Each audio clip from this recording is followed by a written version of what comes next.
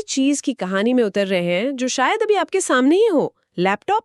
हाँ, लैपटॉप। हमारे पास कुछ दिलचस्प स्रोत हैं, कुछ लेख हैं, कुछ वेब जानकारी, वीडियो क्लिप्स भी हैं जो हमें बताएंगे कि ये जो भारी भरकम शुरुआती मशीनें थीं, उनसे आज के इतने पतले स्मार्ट डिवाइस कैसे बने। बिल्कुल एक लंबा सफर रहा है इनका। और हम इंटेल जैसी कंपनियों के असर और भारत में एआई मतलब आर्टिफिशियल इंटेलिजेंस उसके बढ़ते कदमों पर भी बात करेंगे। बिल्कुल, हमारा मकसद यही है कि इन स्रोतों से जरूरी जानकारी निकालें, समझें कि वो कौन से मोड़ थे जिन्होंने आज के मल्टीटास्किंग लैपटॉप्स का रास्ता बनाया, सही। और कैसे एआई जैसी टेक्नोलॉजी ना सिर्फ इन मशीनों को बल्कि हमारे काम करने और जीने के तरीके को भी बदल रही हैं। तो चलिए इस तकनीकी सफर पर निकलते हैं फिर। हाँ, जरूर। शुरुआत करते हैं बिल्कुल शुरू से। सुनने में शायद थोड़ा अजीब लगे, लेकिन 70 के दशक में ही एलन के ने जेरोक्स पार्क में डायनाबुक का सपना देखा था। डायनाबुक, हाँ। एक किताब जितना पतला पर्सनल कंप्यूटर बच्चों के लिए। वो बना तो नहीं, पर सोच तो शुरू हो ही गई थी। हाँ, वो कॉन्सेप्ट बहुत आगे का था उस जमाने के हिसाब से। फिर आया 1975 का IBM 5100। वजन सुना है? करीब 25 किलो। 25 किलो, जी हाँ। और उसे पोर्टेबल कहा जाता था। कमाल है। हाँ, वो पोर्टेबल की परिभाषा आज से बहुत अलग थी। शायद लगेबल कहना ज्यादा सही होगा, मतलब उठाकर ले जाने लायक। लगेबल, हाँ ये सही शब्द है। ये असल में डेस्कटॉप को एक सूटकेस में फिट करने जैसा था। असली बदलाव की आहट वो 80 के दशक में सुनाई दी। अच्छा। 1981 में उसबोर्न 1 आया। इसे कई लोग पहला व्यावहारिक मोबाइल कंप्यूटर मानते हैं। ओसबॉर्न 1। जी। करीब 11 किलो का था, छोटी सी 5 इंच की स्क्रीन, 2 फ्लॉपी ड्राइव। पहली बार ऐसा हुआ कि लोग अपना काम सचमुच साथ लेकर जा सकते थे। 11 किलो आज के लैपटॉप से तो मतलब 10 गुना भारी। हाँ, सोचिए। और फिर 1982 में कॉम्पैक्ट पोर्टेबल आया। हाँ, कॉम्पैक्ट। वो IBM PC के साथ कंपैटिबल था और इसने कॉम्पैक्ट को एक बड़ा खिलाड़ी बना दिया मार्केट में। सही। लेकिन क्या इसी दौर में कुछ थोड़ा हल्का भी बन रहा था? भारी चीजें उठाना मुश्किल होता होगा। हाँ, कोशिशें तो थी। जैसे एप्सन HX20 भी 1981-82 में आया। Epson HX20। जी। स्क्रीन बहुत ही छोटी थी, सोचिए, सिर्फ 4 लाइनें, 20 अक्षर एक लाइन में। बस। हाँ, लेकिन ये बैटरी से चलता था, वजन भी कम था और उसमें एक छोटा सा प्रिंटर भी लगा हुआ था। अरे वाह, प्रिंटर भी साथ में। जी। कुछ लोग इसे पहला नोटबुक जैसा डिवाइस मानते, हालांकि आज की परिभाषा से तो बहुत अलग था वो। तो मतलब शुरुआती कोशिशें थीं वजन कम करने की और बैटरी लगाने की, लेकिन वो डिजाइन जो हम आज इस्तेमाल करते हैं वो कब आया? मेरा मतलब है ये स्क्रीन का कीबोर्ड पर बंद होना। हाँ, वो क्लैमशेल डिजाइन वो आया 1982 में ग्रिड कंपास के साथ। Grid compass. जी। ये पहला क्लैमशेल लैपटॉप था। स्क्रीन कीबोर्ड के ऊपर ढक्कन की तरह बंद हो जाती थी। बिल्कुल जैसे आज होता है। हाँ, मैग्नीशियम का केस था। डिस्प्ले भी एक नए तरह का था, इलेक्ट्रोलुमिनेसेंट।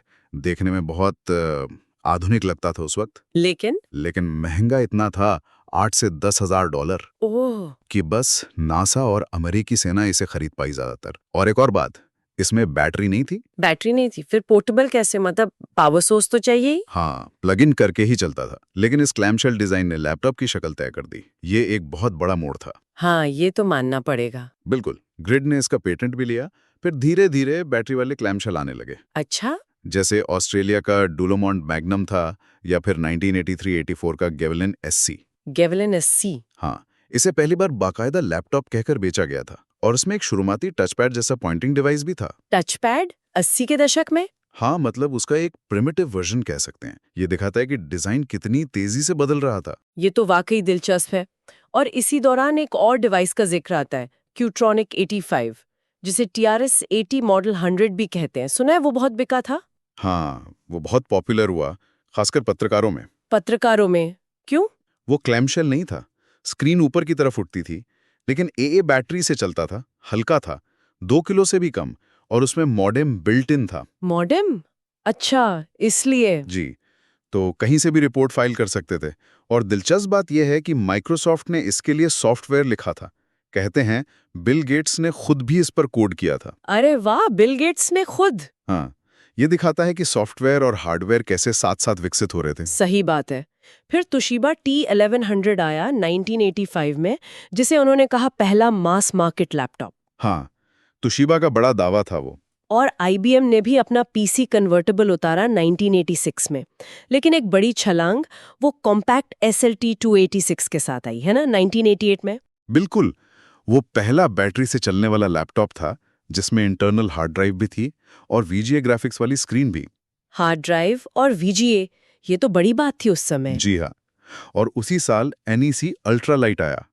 वजन सिर्फ 2 किलो। सिर्फ 2 किलो? हाँ, उसे सही मायनों में पहला नोटबुक कहा जा सकता है।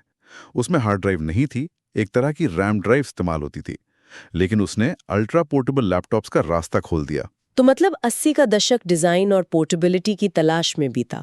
अब 90 के दशक में आते हैं। यहाँ एप्पल और IBM जैसे बड़े नाम मैदान में उतरे। एप्पल का मैकिंटॉश पोर्टेबल 1989 वाला, वो तो ज्यादा चला नहीं शायद। 7 किलो से ज्यादा वजन था। हाँ, वो महंगा भी था और भारी भी, फ्लॉपी रहा एक तरह से।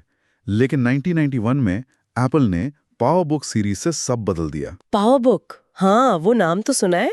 उन्होंने कीबोर्ड को थोड़ा पीछे खिसकाया, जिससे आगे कलाई रखने की जगह बन गई, यानी पाम रेस्ट। हाँ हाँ। और पॉइंटिंग डिवाइस को बीच में रख दिया। पहले ट्रैक बॉल था, फिर बाद में ट्रैक पैड आया। अच्छा, तो ये लेआउट एप्पल ने शुरू किया? जी हाँ, और ये लेआउट आज तक स्टैंडर्ड बना हुआ है। पावर बुक 500 जो 1994 में आया, उसमें पहला ट्रैक पैड था और बिल्ट इन ईथरनेट भी। ये बहुत प्रभावशाली था उस जमाने में। समझ गई। और दूसरी तरफ IBM, उन्होंने 1992 में थिंकपैड लॉन्च किया, थिंकपैड 700C। थिंकपैड, हाँ। वो काला सा डब्बा और बीच में वो लाल रंग का ट्रैक पॉइंट, वो तो जैसे बिजनेस लैपटॉप का सिंबल ही बन गया। सही कहा आपने। थिंकपैड अपने टिकाऊपन, मॉड्यूलर डिजाइन और उस लाल निपल या ट्रैक पॉइंट के लिए मशहूर हो गया। हाँ, वो लाल डॉट। उसने बिजनेस यूजर्स के लिए एक नया स्टैंडर्ड बना दिया। तो एक तरफ पावर बुक ने कंज्यूमर डिजाइन बदला, दूसरी तरफ थिंकपैड ने बिजनेस स्टैंडर्ड सेट किया। और इन सब के पीछे एक कंपनी थी जो प्रोसेसर बना रही थी, इंटेल। हाँ, इंटेल। उनकी कहानी भी साथ साथ चलती है। 1968 में शुरू हुई कंपनी पहले मेमोरी चिप्स बनाते थे। Memory chips? प्रोसेसर नहीं, शुरू में मेमोरी। हाँ। फिर 1971 में पहला माइक्रो प्रोसेसर बनाया, इंटेल 404। अच्छा। और 80 के दशक में उन्होंने एक बहुत बड़ा फैसला लिया, मेमोरी का बिजनेस छोड़कर पूरी तरह माइक्रो प्रोसेसर पे फोकस करना। ये एंडी ग्रोव का फैसला था। ये तो बड़ा रिस्क रहा होगा। हाँ, लेकिन इसने काम किया।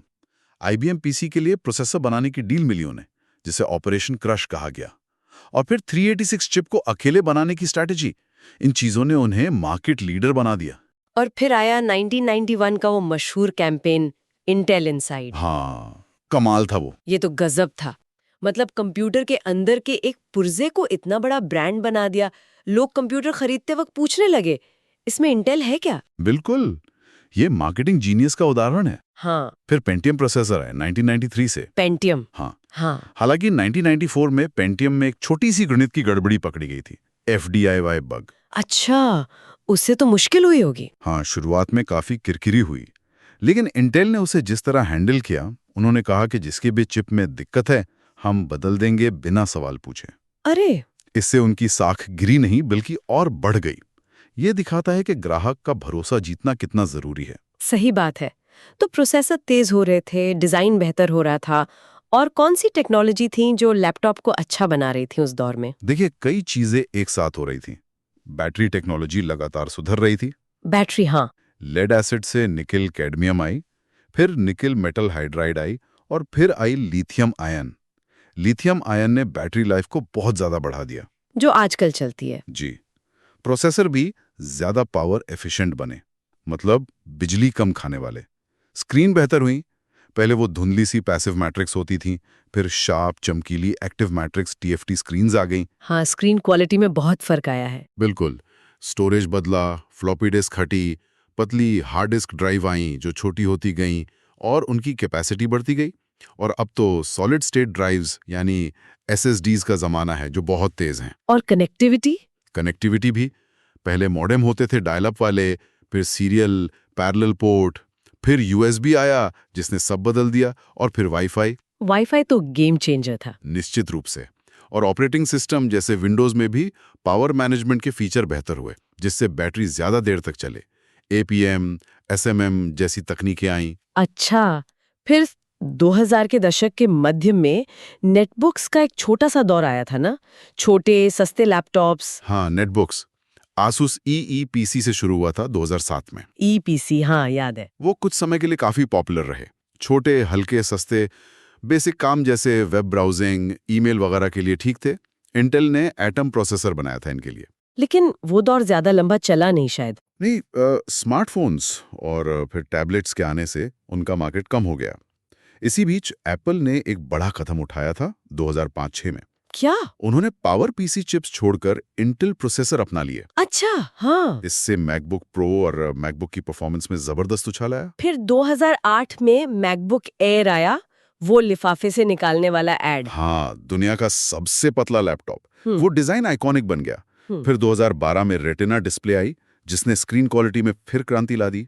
लेकिन उसके बाद एप्पल के कुछ प्रयोग उतने सफल नहीं रहे शायद, जैसे वो 2015 वाला सिंगल पोर्ट वाला मैकबुक या टच बार वाले मॉडल्स। हाँ, उनको लेकर मिलीजुली प्रतिक्रिया थी। बटरफ्लाई कीबोर्ड की भी दिक्कतें आई। लेकिन 2020 में एप्पल ने फिर पासा पलट दिया। 2020 में कैसे? इंटेल को छोड़कर अपने खुद के बनाए चिप्स पर आ गए। M series M1 chip Holi भी थी। उसने परफॉर्मेंस और बैटरी लाइफ दोनों के मामले में इंडस्ट्री को चौंका दिया। लैपटॉप ठंडे रहते थे, पंखे की आवाज नहीं आती थी, बैटरी घंटों चलती थी। और फिर M2, अब M3 भी आ गए। जी, और साथ ही उन्होंने यूजर्स की सुनी। कुछ पुराने पोर्ट्स जैसे HDMI, SD card slot, MagSafe charging वापस ले आए। हाँ, ये अच्छा किया। तो एप्पल सिलिकॉन एक बड़ा टर्निंग पॉइंट रहा है हाल के सालों में। इस सारा विकास हमें आज के दौर में लाता है, जहां 2-in-1 कन्वर्टेबल लैपटॉप काफी दिख रहे हैं। जागरण के लेख में भी इनका जिक्र है। ये क्या चीजें हैं और क्यों इतने पॉपुलर हो रहे हैं? 2-in-1 जैसा नाम से ही पता चल रहा है, ये लैपटॉप और टैबलेट दोनों का काम करते हैं। अच्छा, एक में दो। हाँ, इनकी स्क्रीन या तो पूरी 360 डिग्री घूम जाती है पीछे की तरफ, या फिर कीबोर्ड से अलग हो जाती है। डिटैचेबल वाले भी होते हैं। जी, इनमें टच स्क्रीन होती है और अक्सर पेन यानी स्टाइलस का सपोर्ट भी होता है। स्टाइलिस मतलब लिखने या ड्रॉ करने के लिए? हाँ, बिल्कुल। इनकी सबसे बड़ी खूबी है इनका लचीलापन, वर्सैटिलिटी। आपको टाइप करना है, लैपटॉप की तरह यूज कीजिए। फिर स्क्रीन घुमा दी या अलग कर दी और बन गया टैबलेट, मूवी देखने के लिए, नोट्स लेने के लिए, स्केचिंग के लिए। तो मतलब एक ही डिवाइस कई अलग-अलग काम कर सकता है। ये तो बढ़िया है। हाँ, इसीलिए ये काफी लोकप्रिय हो रहे हैं, खासकर स्टूडेंट्स और प्रोफेशनल्स में, जिन्हें फ्लेक्सिबिलिटी चाहिए। जागरण वाले लेख में कुछ मॉडल्स के नाम है Lenovo IdeaPad 5, HP Pavilion X360, Lenovo Yoga 7, Samsung Galaxy Book 4 Pro 360 और Dell Inspiron 14। इनमें आजकल क्या खास फीचर्स देखने को मिल रहे हैं? अगर इन मॉडल्स को देखें तो कुछ कॉमन ट्रेंड्स नजर आते हैं। एक तो जैसा हमने पहले बात की, AI वाले प्रोसेसर आने लगे हैं। AI प्रोसेसर मतलब? जैसे Lenovo Yoga 7 में Intel Core Ultra 7 प्रोसेसर है। इनमें खास AI इंजन होता है। अच्छा, वो क्या करता है? वो लैपटॉप को ज्यादा स्मार्ट बनाता है। जैसे वीडियो कॉल के दौरान आपके बैकग्राउंड का शोर कम करना या आपकी आवाज को ज्यादा क्लियर करना। ये तो बढ़िया फीचर है। हाँ, या फिर ये देखना कि आप कौन सा सॉफ्टवेयर यूज कर रहे हैं और उसके हिसाब से परफॉर्मेंस और बैटरी को ऑप्टिमाइज करना। इसे ऑन डिवाइस AI कहते हैं। मतलब AI के काम क्लाउड में नहीं, सीधे लैपटॉप पर हो रहे हैं। समझ गए। तो AI सिर्फ सर्वर पर नहीं, अब हमारी डिवाइस में भी आ रहा है। और क्या ट्रेंड्स हैं? दूसरा बड़ा ट्रेंड है बेहतर स्क्रीन। कई मॉडल्स में अब OLED डिस्प्ले आ रही है। OLED जैसे टीवी में होती है? हाँ, वैसी ही टेक्नोलॉजी। OLED स्क्रीन्स ज्यादा वाइब्रेंट रंग दिखाती हैं, काला रंग एकदम गहरा होता है और कॉन्ट्रास्ट बहुत अच्छा होता है। आंखों के लिए भी इसे बेहतर माना जाता है। जैसे IdeaPad 5 में TUV सर्टिफिकेशन है लो ब्लू लाइट के लिए। अच्छा, आंखों पर जोर कम पड़ेगा। जी, और हाई रिफ्रेश रेट भी आम हो रहा है। जैसे योगा 7 और गैलेक्सी बुक 4 में 120 हर्ट्ज रिफ्रेश रेट है। उससे क्या फर्क पड़ता है? उससे स्क्रीन पर स्क्रॉलिंग या वीडियो ज्यादा स्मूथ दिखते हैं, मतलब अटकेगा नहीं। अच्छा, और चार्जिंग, बैटरी लाइफ तो हमेशा एक मुद्दा रहता है। हाँ, तो फास्ट चार्जिंग अब लगभग स्टैंडर्ड फीचर बन गया है। आप 15-20 मिनट या आधे घंटे चार्ज करके कई घंटों का बैकअप पा सकते हैं। जैसे IdeaPad 5 में 15 मिनट चार्ज से 2 घंटे का यूज, योगा 7 में 15 मिनट में 3 घंटे, डेल में 60 मिनट में 80% चार्ज। ये तो बहुत काम की चीज है भागदौड़ में। बिल्कुल। और हाँ, पेन सपोर्ट भी है। सैमसंग गैलेक्सी बुक 4 के साथ S पेन आता है। लेनोवो वाले भी पेन सपोर्ट करते हैं। ये क्रिएटिव काम या नोट्स लेने के लिए बहुत अच्छा है। लेकिन क्या सब कुछ बढ़िया ही है इन 2-in-1 में? लेख में कुछ यूजर्स की शिकायतों का भी जिक्र था, जैसे HP पवेलियन X360 में हीटिंग की बात, या लेनोवो योगा 7 और सैमसंग गैलेक्सी बुक 4 में स्क्रीन क्वालिटी को लेकर कुछ यूजर्स खुश नहीं थे। हाँ, ये जानना भी जरूरी है। देखिए, कोई भी डिवाइस परफेक्ट नहीं होता। 2-in-1 डिजाइन की वजह से ये कभी-कभी थोड़े भारी या मोटे हो सकते हैं पारंपरिक अल्ट्राबुक के मुकाबले। अच्छा। और जैसा यूजर्स ने बताया, किसी खास मॉडल में हीटिंग की समस्या आ सकती है, खासकर जब आप ज्यादा भारी काम कर रहे हो, या हो सकता है किसी को स्क्रीन उतनी ब्राइट ना लगे जितनी उम्मीद थी, या रंग उतने सटीक ना लगे। और कीमत भी अक्सर थोड़ी ज्यादा होती है रेगुलर लैपटॉप्स के मुकाबले। लेख के हिसाब से 60,000 से 1,20,000 या उससे भी ऊपर जा सकती है। तो मतलब ये डिवाइस मल्टीटास्किंग और पोर्टेबिलिटी के लिए अच्छे हैं, पर शायद बहुत हैवी गेमिंग या प्रोफेशनल वीडियो एडिटिंग जैसे कामों के लिए डेडिकेटेड मशीनें बेहतर होंगी। बिल्कुल, ये वर्सेटाइल डिवाइस हैं, जैक ऑफ ऑल ट्रेड्स कह सकते हैं। लेकिन अगर आपका फोकस सिर्फ गेमिंग है या हाई एंड एडिटिंग, तो शायद आपको एक स्पेशलाइज्ड लैपटॉप देखना चाहिए। चुनाव करते समय अपनी जरूरत और बजट दोनों देखना बहुत जरूरी है। सही कहा। अब ये जो लैपटॉप में AI फीचर्स की बात हुई, ये हमें एक बड़े और बहुत ही महत्वपूर्ण टॉपिक पे लाती है, भारत में AI का बढ़ता प्रभाव। हमारे पास PIB यानी प्रेस इन्फॉर्मेशन ब्यूरो का एक स्रोत है जो इस पर कुछ रोशनी डालता है। हाँ, ये हार्डवेयर की तरक्की से जुड़ा हुआ एक बहुत ही अहम पहलू है आज के दौर में। AI यानी आर्टिफिशियल इंटेलिजेंस, मशीनों की सीखने, समझने और इंसानों जैसे काम करने की क्षमता। और भारत इस फील्ड में तेजी से आगे बढ़ रहा है ना? बहुत तेजी से। PIB के जो आंकड़े हैं वो काफी प्रभावशाली हैं। जैसे सरकार ने इंडिया AI मिशन लॉन्च किया है। इसके लिए 10,300 करोड़ रुपए से ज्यादा का बजट रखा गया है। 10,000 करोड़ से ज्यादा? ये तो बहुत बड़ी रकम है। जी हाँ, और इसका एक बड़ा लक्ष्य है देश में AI कंप्यूटिंग पावर को बढ़ाना। इसके लिए 38,000 GPUs लगाने की योजना है। 38,000 GPU? ये GPUs क्या होते हैं? ग्राफिक कार्ड जैसे? हाँ, ये ग्राफिक प्रोसेसिंग यूनिट्स होते हैं, लेकिन ये गेमिंग वाले ग्राफिक कार्ड से कहीं ज्यादा शक्तिशाली होते हैं। AI मॉडल्स को ट्रेन करने के लिए जो जटिल गणनाएं करनी पड़ती हैं, उनके लिए बहुत जरूरी हैं। तो 38,000 GPUs का इंफ्रास्ट्रक्चर बनाना एक बहुत बड़ा कदम है AI के लिए। समझ गई। तो ये इंफ्रास्ट्रक्चर बन रहा है, इसका असर नौकरियों और अर्थव्यवस्था पर कैसा दिख रहा है? असर तो दिखना शुरू हो गया है और आगे और बढ़ने की उम्मीद है। आज भारत में टेक्नोलॉजी और AI इकोसिस्टम में 60 लाख से ज्यादा लोग काम कर रहे हैं। 60 लाख? जी। इस साल टेक्नोलॉजी सेक्टर का कुल राजस्व $280 बिलियन पार करने का अनुमान है। और एक अनुमान ये भी है कि AI अकेले 2035 तक भारत की अर्थव्यवस्था में करीब $1.7 ट्रिलियन जोड़ सकता। 1.7 ट्रिलियन डॉलर्स? जी। ये आंकड़े तो जबरदस्त है। क्या कंपनियां और स्टार्टअप्स वाकई से अपना रहे हैं? बिल्कुल अपना रहे हैं। भारत में 1800 से ज्यादा ग्लोबल कैपेबिलिटी सेंटर GCCs हैं, जो मल्टीनेशनल कंपनियों के रिसर्च एंड डेवलपमेंट सेंटर होते हैं। इनमें से 500 से ज्यादा AI पर फोकस कर रहे हैं। अच्छा। और स्टार्टअप्स की बात करें तो करीब 1.8 लाख स्टार्टअप्स हैं देश में। पिछले साल जो नए स्टार्टअप शुरू हुए, उनमें से 89% किसी न किसी तरह AI का इस्तेमाल कर रहे थे। 89%? मतलब AI अब नई कंपनियों के लिए बहुत जरूरी हो गया है। हाँ, NASSCOM का एक AI एडॉप्शन इंडेक्स है। वो बताता है कि 87% भारतीय एंटरप्राइजेस यानी बड़ी कंपनियां AI इस्तेमाल कर रही हैं। सबसे ज्यादा इस्तेमाल हो रहा है इंडस्ट्री और ऑटोमोटिव सेक्टर में, कंज्यूमर और रिटेल में, बैंकिंग, फाइनेंस, BFSI में और हेल्थ केयर में। ये 4 सेक्टर मिलकर ही लगभग 60% AI वैल्यू जनरेट कर रहे हैं। ये तो हुई कंपनियों और बड़े उद्योगों की बात, लेकिन क्या AI आम लोगों तक भी पहुंच रहा है? हमारे स्रोतों में नीति आयोग की एक रिपोर्ट का जिक्र है जो कहती है कि AI भारत के 49 करोड़ अनौपचारिक कामगारों को भी सशक्त बना सकता है। वो कैसे? हाँ, ये भारत के AI विजन का एक बहुत अहम हिस्सा है। AI फॉर ऑल, मतलब AI का फायदा सिर्फ बड़ी कंपनियों या शहरों तक सीमित ना रहे, बल्कि आम आदमी तक, गांव देहात तक पहुंचे। लेकिन अनौपचारिक कामगारों को कैसे मदद मिल सकती है? सोचिए, AI की मदद से इन कामगारों को उनकी अपनी भाषा में बेहतर स्वास्थ्य सलाह मिल सकती है। मान लीजिए कोई कंस्ट्रक्शन वर्कर है, उसे चोट लगने पर क्या करना चाहिए, इसकी जानकारी AI दे सकता है। अच्छा। या फिर उन्हें नए स्किल सीखने के मौके मिल सकते हैं। AI बता सकता है कि उनके इलाके में कौन सी नई स्किल डिमांड में है और वो उसे कहां से सीख सकते हैं।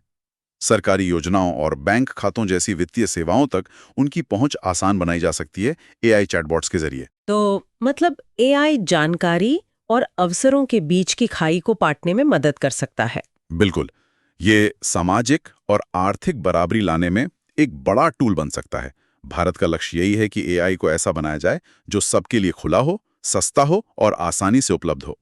प्रधानमंत्री ने भी कहा है, भारत में एआई का निर्माण और भारत के लिए एआई को कारगर बनाना। ये सुनकर अच्छा लगा कि टेक्नोलॉजी का फोकस सिर्फ बिजनेस नहीं बल्कि आम लोगों का जीवन बेहतर करना भी है। जी। तो हमने देखा कि कैसे लैपटॉप ने एक लंबी यात्रा तय की है, उन भारी बक्सों से लेकर आज के पतले शक्तिशाली कन्वर्टेबल डिवाइस तक। हाँ, उस के लगेबल से लेकर ग्रिड के क्लैम्पशेल तक।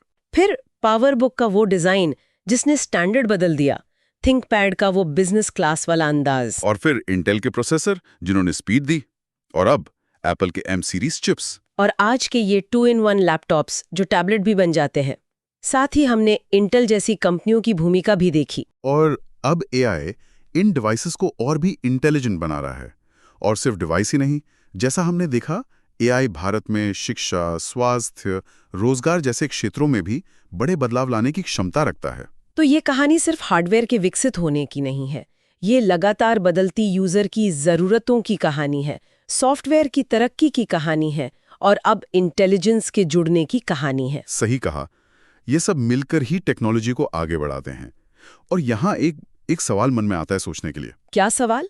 हमने देखा कि लैपटॉप पतले हुए, तेज हुए, ज्यादा मल्टीटास्किंग बने, और अब एआई के साथ स्मार्ट भी हो गए हैं। हाँ। तो क्या अगला बड़ा कदम सिर्फ डिवाइस को और बेहतर और पतला और तेज बनाना ही होगा, या फिर असली बदलाव ये होगा कि कैसे ये स्मार्ट डिवाइस हमारे आसपास के माहौल में और ज्यादा घुल मिल जाएंगे? घुल मिल जाएंगे मतलब क्या भविष्य के लैपटॉप हमारी जरूरतें खुद ही समझने लगेंगे, बजाय इसके कि हम उन्हें कमांड दें?